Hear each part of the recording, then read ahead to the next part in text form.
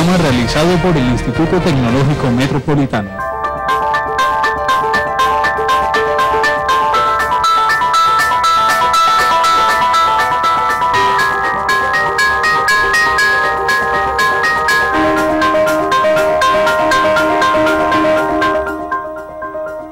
Cordial saludo para nuestros televidentes. Tsunamis, tifones, inundaciones, terremotos. La humanidad ha sido sometida en los últimos años a la persistencia de muchos desastres naturales y se ha causado y se ha creado de alguna manera algún temor o alguna alarma. En el caso concreto de Antioquia y Medellín, nosotros queremos poner este tema sobre el tapete para interrogarnos cómo está la ciudad, cómo está el departamento en lo previsible, cuáles son los niveles de riesgos, y por eso damos pie a este programa, los desastres naturales y el papel de la tecnología. Bueno, en el estudio contamos entonces con dos expertos en el tema que nos hablarán hoy justamente de lo que acaba de mencionar Jorge. Tenemos a Juan Fernando Arango, decano del Centro de Investigaciones del Instituto Tecnológico Metropolitano y también delegado del Ministerio de Obras Públicas ante la Comisión Asesora para la Norma Sismoresistente. También contamos con Giovanni Bedoya, jefe del Departamento de Geología y jefe de carrera de esta área en la Universidad de AFIT, también experto en atención de desastres. Con ellos dos entonces daremos tratamiento a este tema que, con lo que acaba de ocurrir recientemente en China, el terremoto, y con el tifón en Birmania, creo que hay bastante inquietud por parte de la gente.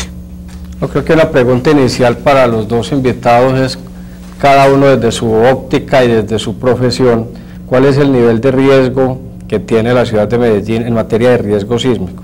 Que se habla mucho, el imaginario culturalmente también se dice mucho, pero ¿cuál es la información cierta que se le puede dar a la gente hoy sobre ese tema? Juan Fernando. Bueno, gracias. Yo pienso que es importante aclarar primero algunos conceptos para que nos pongamos de acuerdo como en algunos elementos. Normalmente la gente o hablamos de riesgos. Quisiera más bien hablar o introducir unos conceptos adicionales, es el de amenaza y el de vulnerabilidad, para poder entender lo que es un riesgo. El país está situado en una parte específica del continente suramericano, en el que estamos influenciados o expuestos a diferentes amenazas. Tenemos, por ejemplo, en el caso concreto de amenaza sísmica, pues tenemos unas fallas geológicas, tenemos unos fenómenos de movimientos de tectónica de placas que son las que originan los sismos. El sismo en sí, o sea, esa amenaza no es ningún problema, o esos tifones que puedan ocurrir, o los vientos que puedan ocurrir, o diferentes fenómenos. El problema es cuando tenemos asentamientos humanos que tienen unas instalaciones o viven bajo ciertos sistemas tecnológicos que tienen algún tipo de vulnerabilidad, es decir, que son susceptibles en mayor o menor grado a esas amenazas. Entonces, cuando combinamos la amenaza más la vulnerabilidad, es que podemos entonces hablar de riesgo.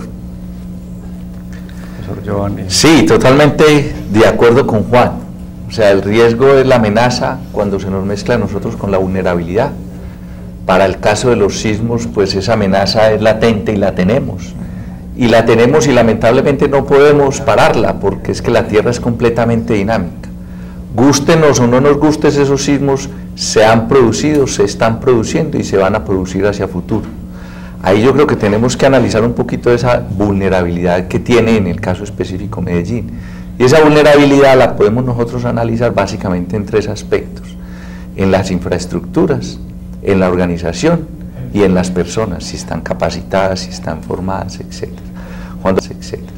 Cuando mezclamos esos dos, dependiendo del sitio donde nosotros nos quedamos ubicar en el valle, podemos dar la afirmación si tenemos un alto o un bajo, dependiendo también igual de la magnitud que tengamos de esa amenaza en el caso del sismo, ¿no?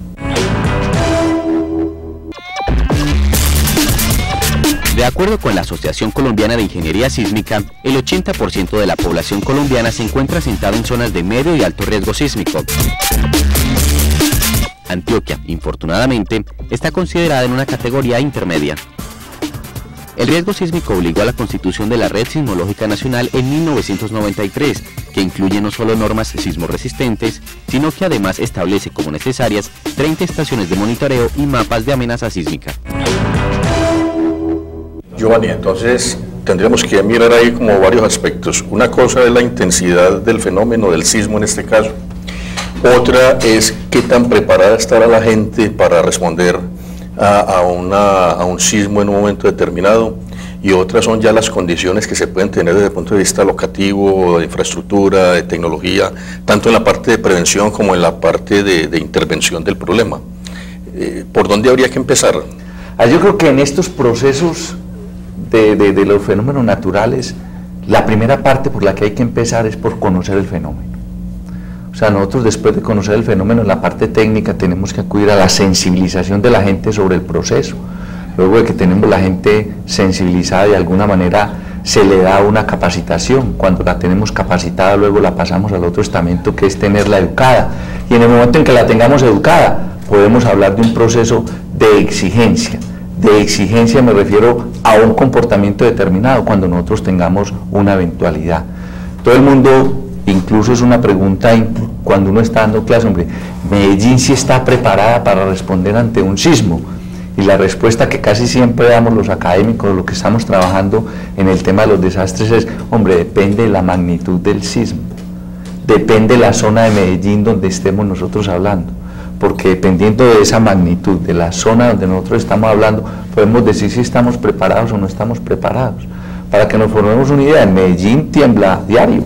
Lo que pasa es que esa magnitud de esos sismos de pronto no la percibimos nosotros, pero si nosotros tenemos aquí una magnitud de un sismo de 7 o 8, yo creo que cualquier ciudad en Colombia con una magnitud de un sismo de 7 o 8 va a entrar en caos y no va a tener la capacidad de respuesta que ameritaría un sismo de esa magnitud.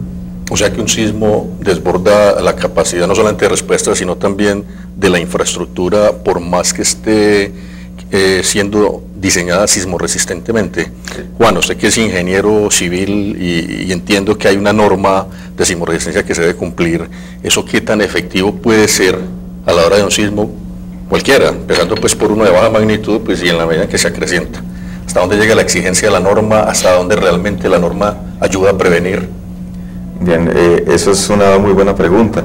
El Estado colombiano, porque esto es un asunto de Estado, ha dispuesto una serie de normas de construcción. La conocemos bajo el nombre de la norma sismoresistente colombiana. La norma sismoresistente tiene una historia que arranca más o menos en 1984 con el antiguo Código de Construcciones Sismoresistente y que posteriormente fue modificado o se adoptó mejor la norma sismoresistente colombiana de 1998. En este momento incluso se prepara una actualización de la norma, se está trabajando para sacar lo que sería la NSR, o sea, norma sismoresistente 2008, que se llamaría NSR 08. Entonces hay una normatividad que por lo menos garantiza que las construcciones tengan un desempeño mínimo adecuado ante unos eventos sísmicos que se consideran importantes para ser intervenidos. Dicho de otra forma, las edificaciones nuevas o que se construyen bajo esas normas, la norma que le correspondió, garantiza de que puede desempeñarse de forma adecuada ante un sismo de mediana o alta intensidad. Entonces, lo simpático de la norma, Nelson y compañeros, es que la norma sismoresistente no habla solamente de sismos. Por ejemplo, ahora hablábamos en la introducción del programa sobre los riesgos también asociados a otros fenómenos naturales como son los fenómenos de viento, en forma de tornados, tormentas. Entonces, la norma sismoresistente también tiene regulaciones para que los edificios o las edificaciones sean diseñadas para resistir cierta intensidad de velocidad de viento y que no produzcan colapso, o sea, se les disminuye esa vulnerabilidad.